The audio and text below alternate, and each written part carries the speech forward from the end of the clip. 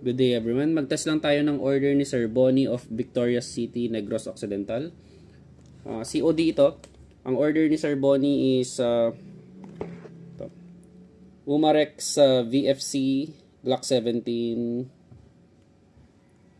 Gen 5 V2. So yan. So license ito by Umarex. Bumili din si Sir ng green gas and 1 pack BBs. May free din na sticker and patch. So itong patch is hanggang maubos to. Merong free ang per unit.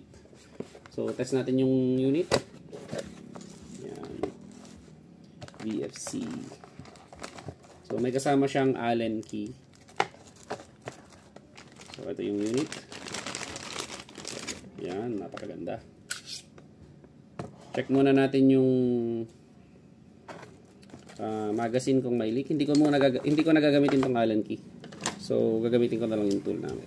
So tanggalin nyo ito. Kapag VFC is may cover yung tawag nito, inlet valve. So check natin. 1, 2, 3, 4, 5, 6, 7, 8, 9, 10, 11, 12, 13, 14, 15, 16, 17, 18, 19. Okay. So wala siyang leak. So ayan niya. Yung magazine niya may markings. Ayan. Test tayo for 5 shots.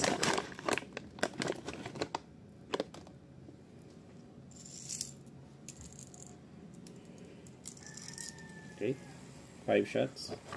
So ito yung VFC na Umarex Glock 17 Gen 2 with complete markings.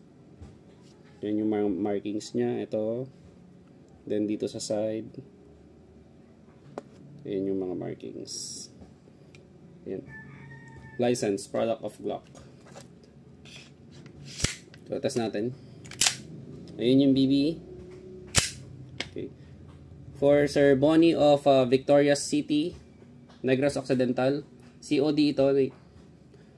VFC Umarex Glock 17 Gen 5 V2 firing.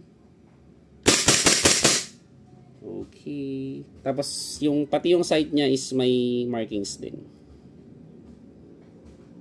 Ayan yung...